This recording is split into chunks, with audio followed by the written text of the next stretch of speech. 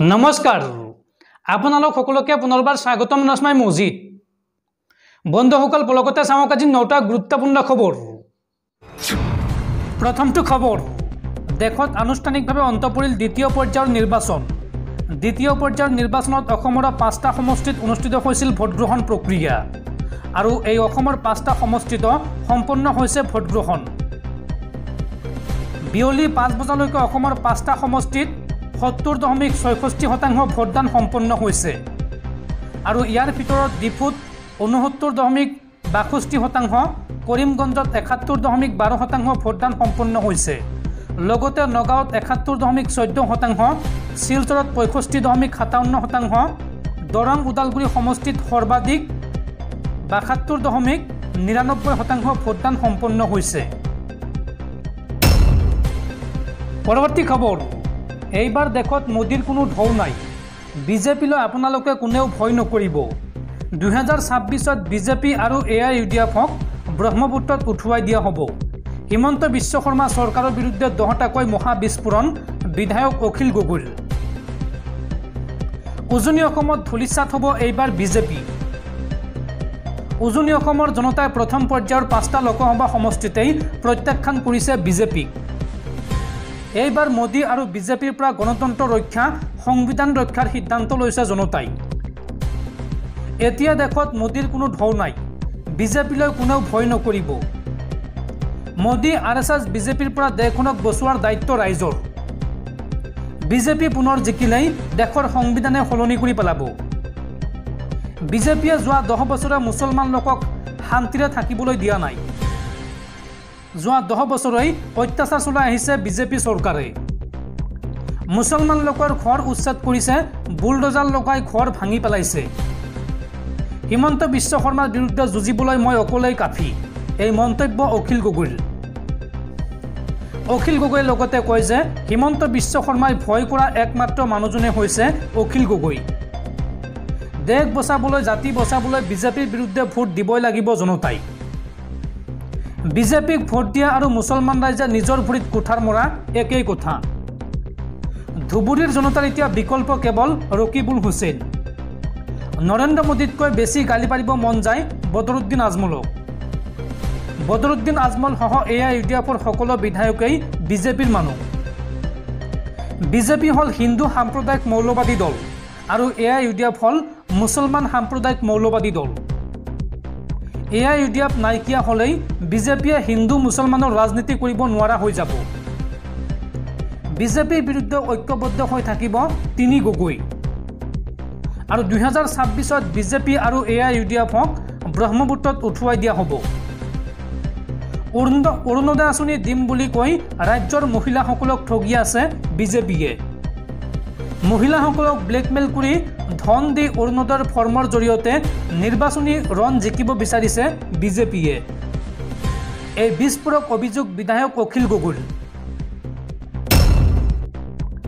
পৰৱৰ্তী খবৰ ভাৰতীয় বতৰ বিজ্ঞান কেন্দ্ৰৰ আগজাননী আগন্তুক 29 এপ্ৰিললৈকে ৰাজ্যত হ'ব প্ৰচণ্ড ধুমুহা বৰষুণ আৰু এই সন্দৰ্ভত ৰাজ্যৰ বহুকেইখন জিলাত জাৰি কৰা হৈছে এলাৰ্ট এই সময়ছোৱাত প্ৰতি ঘণ্টাত 40ৰ পৰা 50 কিলোমিটাৰ বেগত আহিব ধুমুহা এই কথা জনাইছে ভাৰতীয় বতৰ বিজ্ঞান কেন্দ্ৰই বন্ধুসকল তাৰপিছত 4 নম্বৰ খবৰটো জনোৱাৰ আগতে আপোনালৈ এটা সৰু ৰিকুৱেষ্ট যদি তেওঁলোকে এইটো ভিডিঅ'ত লাইক কৰা নাই তেন্তে প্লিজ এটা লাইক কৰি দিয়ক আৰু এনেকুৱা ধৰণৰ নতুন ভিডিঅ' পাবলৈ চেনেলটো ছাবস্ক্ৰাইব কৰি কাষত থকা বেল আইকনটো প্ৰেছ কৰি ৰাখক পৰৱৰ্তী খবৰ চৰাই মৰে ৰৈ মানুহ মৰে কৈ বিজেপিৰ বিৰুদ্ধে বিস্ফোৰক অভিযোগ উত্থাপন কৰি এইবাৰ ভয়ংকৰ বিপদত পৰিছে প্ৰাক্তন কেন্দ্ৰীয় মন্ত্ৰী তথা জ্যেষ্ঠ বিজেপি নেতা ৰাজেন গোহাঁইৰ বিৰুদ্ধে লোৱা হ'ব ব্যৱস্থা এই ডাঙৰ ঘোষণা কৰিছে ৰাজ্যৰ মুখ্যমন্ত্ৰী ডক্টৰ হিমন্ত বিশ্ব শৰ্মাই বিজেপি নেতা ৰাজেন গোহাঁইৰ বিৰুদ্ধে সৰব হৈ পৰিছে মুখ্যমন্ত্ৰী ডক্টৰ হিমন্ত বিশ্ব শৰ্মা নিৰ্বাচনৰ প্ৰাকক্ষণত বিজেপি পুৰণি বিজেপি বুলি চাৰ্টিফিকেট দিয়াৰ প্ৰয়োজন নাই এই মন্তব্য হিমন্ত বিশ্ব শৰ্মাই লগতে কয় যে নিৰ্বাচনৰ প্ৰাকক্ষণত নিজ দলৰ বিৰুদ্ধে এনে কথা কোৱা উচিত নহয় ৰাজেন গোহাঁইৰ মন্তব্যৰ বিৰুদ্ধে ব্যৱস্থা ল'ব ৰাজ্যিক নেতৃত্বই কেন্দ্ৰীয় নেতৃত্বক ৰাজেন গোহাঁইৰ মন্তব্যৰ কথা অৱগত কৰিব ৰাজ্যিক নেতৃত্বই আৰু শীঘ্ৰে যথাচিত ব্যৱস্থা লোৱা হ'ব বুলি মন্তব্য মুখ্যমন্ত্ৰী ডক্টৰ হিমন্ত বিশ্ব শৰ্মাৰ।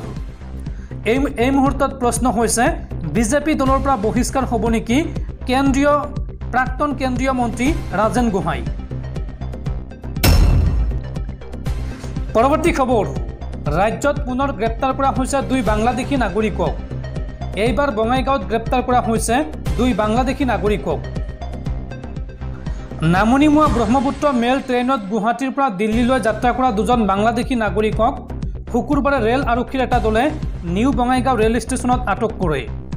আটক কৰা ধৃত বাংলাদেশী নাগৰিক 2জন সুজন বাবু দাস আৰু মহম্মদ জুনাইদ আহমেদ।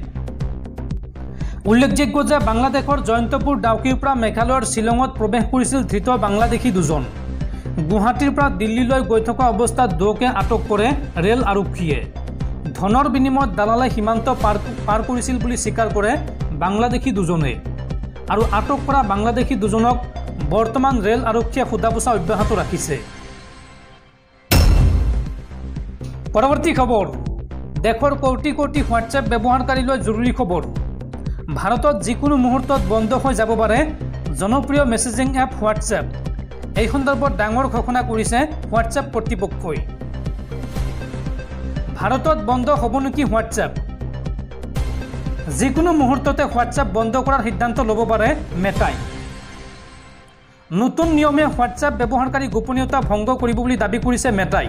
কেন্দ্ৰীয় চৰকাৰে যি নতুন নিয়ম বলবৎ কৰিছে সেই নতুন নিয়মে হোৱাটছএপ ব্যৱহাৰকাৰীৰ গোপনীয়তা ভংগ কৰিব বুলি দাবী কৰিছে হোৱাটছএপৰ মূল কোম্পানী মেটাই। ইন ইনক্ৰিপশ্যনে ব্যৱহাৰকাৰী গোপনীয়তা সুৰক্ষিত কৰে বুলি দাবী কৰে হোৱাটছএপ কৰ্তৃপক্ষই। ইন ইনক্ৰিপশ্যন কোনো পৰ্যায় বন্ধ নকৰে হোৱাটছএপ কৰ্তৃপক্ষই আৰু ইনক্ৰিপশ্যন আঁতৰাবলৈ ক'লে ভাৰত এৰিব হোৱাটছএপে। দিল্লী উচ্চ ন্যায়ালয়ত এই কথা স্পষ্টকৈ ক'লে হোৱাটছএপ কৰ্তৃপক্ষই। সেয়েহে যিকোনো মুহূৰ্তত ভাৰতত বন্ধ হৈ যাব পাৰে জনপ্ৰিয় মেছেজিং এপ হোৱাটছএপ। পৰৱৰ্তী খবৰ, নিৰ্বাচনক লৈ আন এক ডাঙৰ খবৰ। এইবাৰ ভবামতে আসন লাভ নকৰিব নেকি বিজেপিয়ে? বিজেপিৰ হাতৰ পৰা গুচি যাব নেকি 2টাকৈ সমষ্টি? মুখ্যমন্ত্ৰীয়ে এইবাৰ কমালে জয়লাভৰ সম্ভাৱনা থকা আসনৰ সংখ্যা। এইবাৰ ভবামতে আসন লাভ নকৰিব নেকি বিজেপিয়ে? নিজৰ হাতৰ পৰা গুচি যাব নেকি 2টাকৈ সমষ্টি? মুখ্যমন্ত্ৰীয়ে এইবাৰ কমালে জয়লাভৰ সম্ভাৱনা থকা আসনৰ সংখ্যা। 13-14খন আসনত জয়ৰ দাবী কৰা মুখ্যমন্ত্ৰী নামিল এইবাৰ 11খনলৈ। দ্বিতীয় পৰ্যায়ৰ ভোটগ্ৰহণৰ মাজতে মুখ্যমন্ত্ৰী হিমন্ত বিশ্ব শৰ্মাৰ নতুন দাবী। 11খন আসনতহে জয় নিশ্চিত বুলি দাবী কৰিলে মুখ্যমন্ত্ৰীয়ে আৰু 2টা সমষ্টিত জিকাৰ সম্ভাৱনা আছে বুলিহে ক'লে হিমন্ত বিশ্ব শৰ্মাই। 13খন আসনত জয়ৰ দাবী কৰা 11লৈ অৱনমিত হ'ল মুখ্যমন্ত্ৰী ডক্টৰ হিমন্ত বিশ্ব শৰ্মা। এতিয়া সময়ত লক্ষণীয় হ'ব বিজেপিয়ে কিমানখন আসনত জয়লাভ কৰে। পৰৱৰ্তী খবৰ, নিৰ্বাচন আহিছে গতিকে পুনৰ ওলাইছে চকুৰ আলি। এইবাৰ পুনৰ প্ৰতিদ্বন্দ্বিতা আগবঢ়াইছে চকুৰ আলিয়ে। ধুবুৰী লোকসভা সমষ্টিত প্ৰাৰ্থিত্ব আগবঢ়াইছে এইগৰাকী চকুৰ আলিয়ে আৰু চকুৰ আলিৰ দাবী এইবাৰ নিৰ্বাচনত অতি কমেও 3 পৰা 4 লাখ ভোটত জয়লাভ কৰিব চকুৰ আলিয়ে। ধুবুৰীত এইবাৰ চকুৰ আলিৰ জয় ময়। চকুৰ আলিৰ সন্মুখত ৰকিবুল হুছেইন আৰু আজমল কোনো ফেক্টৰী নহয়, এই মন্তব্য চকুৰ আলিৰ। লোকসভা নিৰ্বাচনত চকুৰ আলিৰ জয় ময়। ধুবুৰীত চালানী প্ৰাৰ্থীৰ কাম নাই। জনতাই এইবাৰ বিচাৰিছে স্থানীয় প্ৰাৰ্থীক। উন্নয়নৰ বাবে স্থানীয় প্ৰাৰ্থীক বিচাৰিছে ৰাইজে। উন্নয়নৰ বাবে চকুৰ আলিৰ এইবাৰ জয় ময়। মুখ্যমন্ত্ৰীয়ে সেই কথা বুজি পাইছে। সকলোৱে গম পাইছে চকুৰ আলিৰ এইবাৰ জয় ময়। অতি কমেও এইবাৰ 3 পৰা 4 লাখ ভোটত জয়লাভ কৰিব চকুৰে। চকুৰ আলিৰ সন্মুখত আজমল ৰকিবুল হুছেইন কোনো ফেক্টৰী নহয়।